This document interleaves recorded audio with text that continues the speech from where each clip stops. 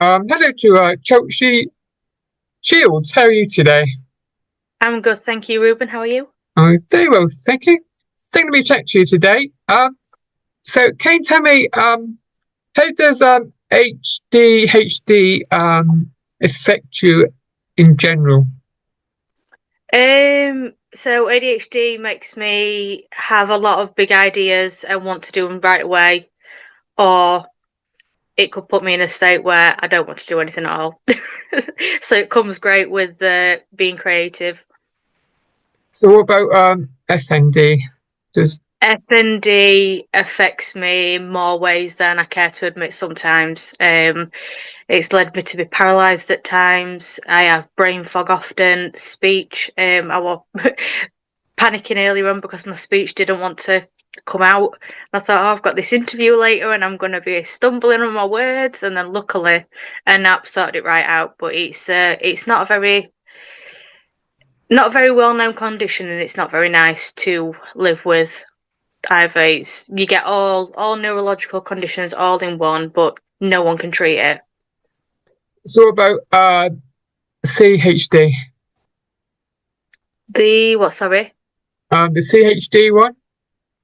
Oh, right. So that is for my son, who is 2 in March. He was born with a congenital heart defect known as coarctation. So it's basically a narrowing in the heart. He needed life-saving open heart surgery, which was 8 hours long when he was 8 days old. So it's CHD is one thing that I'm a big advocacy for because it's one of the most common birth defects in children. 1 in 10 kids are born with the heart defect, and half the time no one knows about it because it doesn't get picked up on scans that easily. We were lucky that we found out about Jackson's when he was 20 weeks pregnant. So we had plenty of time to prepare, but nothing prepares you for watching your child on life support. Who does ADHD and FND comes worse being a singer songwriter, or does it find it hard? Um, it's it's it helps a lot with my ADHD. That because I've always got ideas running through my head, and as soon as I've got them ideas, it's straight down on paper or in my notes, and then I crack on with them straight away. But then there's days where my FND flares up, and I've got no mobility, no ability to speak. I'm having seizures, brain fog, so I forget. Short-term memory is absolutely abysmal at the moment. So it's like a balancing act with them both at the moment. So, how long have you been a singer songwriter for? So I've been a singer for pretty much my entire life. My mum and dad were both singers, so it just sort of it come naturally to me. Growing up, I was always singing, and then songwriting. I've always had ideas for songs, and I've always wrote songs down in my notes and things like that. But I've never done anything with them, and it weren't until being poorly last year that I actually started thinking, you know what? Even if one person listens to them, even if it's just my kids that listen to them, they're out there, and I've done it, and I've done something that I didn't think I was going to do. So actually getting my songs out there, it's only been a few months. So So, what's it like going to the recording studio to record your debut single? I didn't go to a recording studio. I did it all from home. So, what's it like doing it from home? Chaotic because I have to find times where my children aren't running around screaming. Um, it's frustrating at times because there's only so much you can do with your phone and a laptop and a cheap microphone from Amazon. But it's worked, and I'm quite proud of what I've been able to achieve with the basic equipment. So, can you tell me about your debut single? Even when I'm breaking. So even when I'm breaking was written back in 2024 when my son was born. We spent around 4 weeks in hospital when he had his heart surgery, because once he were born, it was straight into NICU and straight into surgery. And I was there from 8 a.m. in the morning because I couldn't stay with him because he was in ICU. So I was there with him by his side from 8 a.m. in the morning until 8, 9 o'clock at night when they'd allow us to stay till. So when I'd go back to my room on my own, because my husband was at home with our other two children, I needed an outlet, and that was writing some songs. And one of them that I created was Even When I'm Breaking, because even though it was, sorry,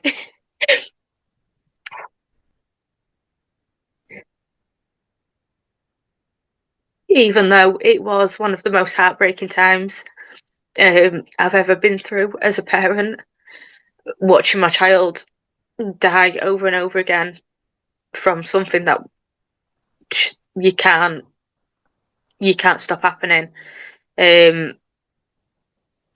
Even during that time, I still had a smile on my face. I still showed up to work. I still tried to make fun for my other two children, put on a brave face for my husband. And that's what that song's about. It's not just for me. It's for every single medical parent that's out there that's had to sit in that waiting room whilst they get told the children or the child might not make it, and all you're doing is screaming internally. That's all I can remember doing. My head was just screaming constantly, thinking why us, why him.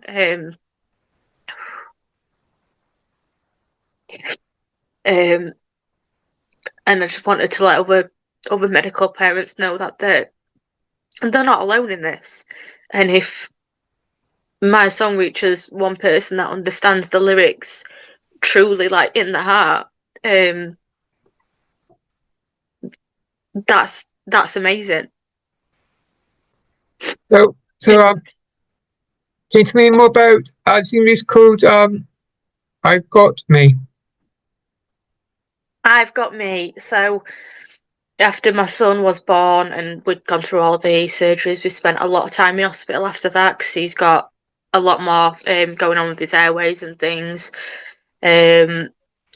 I let my mental health go a lot more than I should have done because I was putting obviously my family first, and I was neglecting everything that was going on in my own head.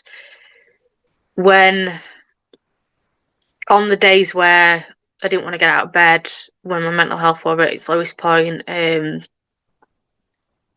I'd hear my kids shouting at me, shouting, "Mummy, can we do this? Can we do that?" And that would bring me through enough to sort of continue the day. But then after looking back at everything that I went through, I still managed to keep picking myself back up. That song is just about resilience. The fact that no matter how many times someone's or something's happened in my life, I showed up regardless. So where did you get your inspiration to become a singer-songwriter in the first place? Life. I've had a lot of bad things happen in life, not just with my family, but myself from years and years ago. And it's being creative is something that's always made me see a brighter day forward and made me realise that I am good at doing something. Just because I keep having this rubbish plate handed to me all the time, and my family, we still get through it. Singing and songwriting, especially now those songs are out there into the world for people to hear, and I'm getting positive feedback on it, and people are resonating with the lyrics and things like that. That showed me that I've got something more to offer than just heartbreak after heartbreak after heartbreak and being the world's punch bag. So can you tell me more about a series called You Stayed? You Stayed is about my amazing husband. Um, he, so funny story on how we met.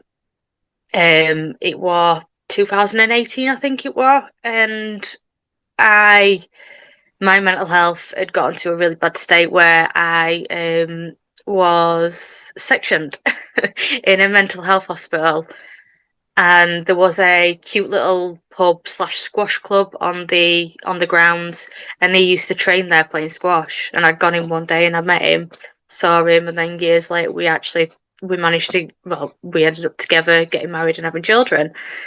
Um, so he met me literally at my lowest point in life and still liked me. Still thought, oh, she's a bit of all right. And then he's been with me through, well, he was my rock through what we went through with our son. He's kept me going when my mental health reached a low point.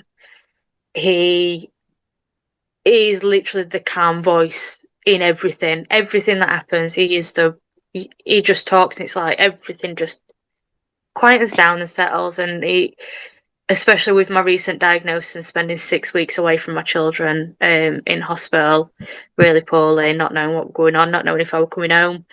He was the rock the entire way through, and that song was just a little bit of a thank you to him, and just to show him this, because he knows music is my outlet, and the fact that I've wrote a song about him is that shows how much I do genuinely love him, and I'm grateful for him and everything that he does for us. So, can you remember what about your latest single called Neon Signs? Neon Signs is, that's basically my comeback song. That's, I've been beaten too many times now and been pushed into dirt, and Neon Signs is basically saying, you.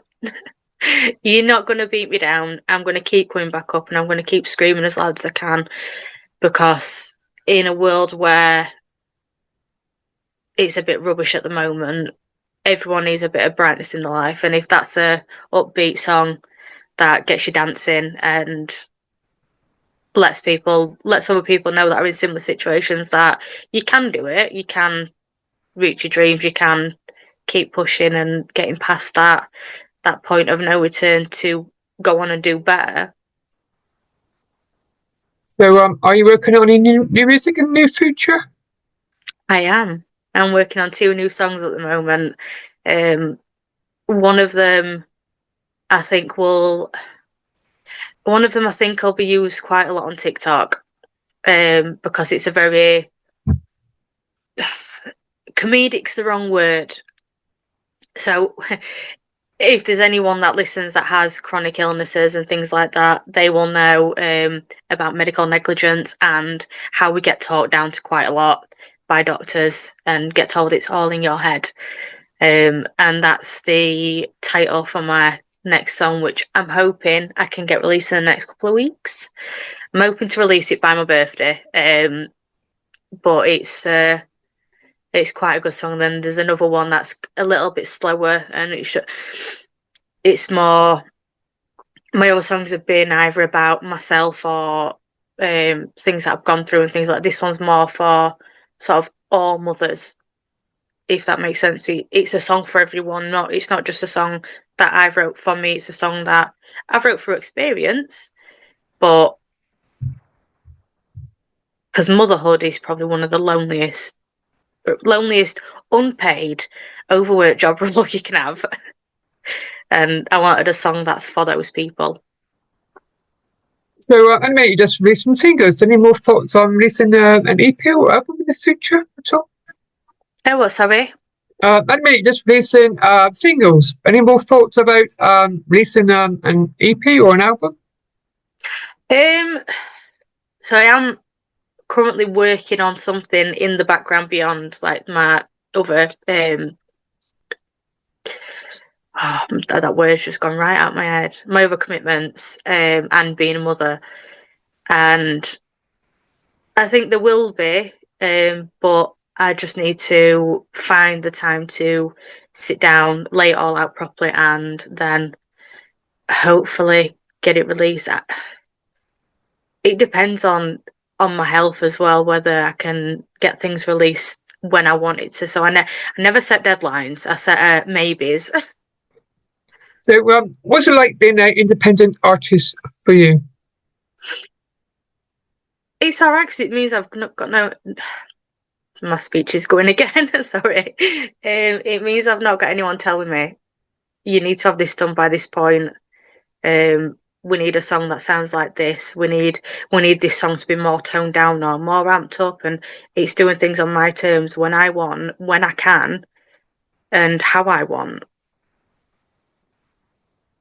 So, I know your mum, but is there any thoughts about doing any gigs in the future? I have. I've pictured myself on the stage and things like that, but I'm an awkward person and I don't like people. So I think if my music ever reaches the point where it's getting quite a lot of notice and people are listening, people are requesting and things like that, I probably will. But until that point, I'm comfortable staying in my house, recording from home and just watching from behind the screen of people listening and enjoying my music. So, can you tell me, listeners, what socials you're on? So, I know you've got TikTok. So, can you tell me more about them? So I'm on TikTok. I'm on as Mum with Many Labels. Um, because I've got that many different labels attached to me now. I don't no point me putting it all in one thing. So that I post sneak peeks of songs coming out. I post things about that goes on in my daily life, things to do with my health. Same with Facebook. I usually it's a case of cross posting. Facebook, I post a lot more. I post a lot more about the music on Facebook because it's easier for me to type words out than it is for me to do a video because some days again my speech is just not there. So Facebook's a lot easier. I am on Instagram as well as Chelsea Shields, although I don't use that as often as I probably should. um, I think that's it. I'm not. I tried Twitter or X now it's called. I tried that and I don't. It's not for me. I am on YouTube as well. YouTube music is Chelsea Shields, so all my new singles get put onto there. Thank you to chat to you today. Pardon? Thank you to me chat to you today. It's all right. Thank you for asking to chat with me. It's been lovely. Enjoy the rest of your day. You too, Ruben. Thank you. Goodbye. Bye. Goodbye.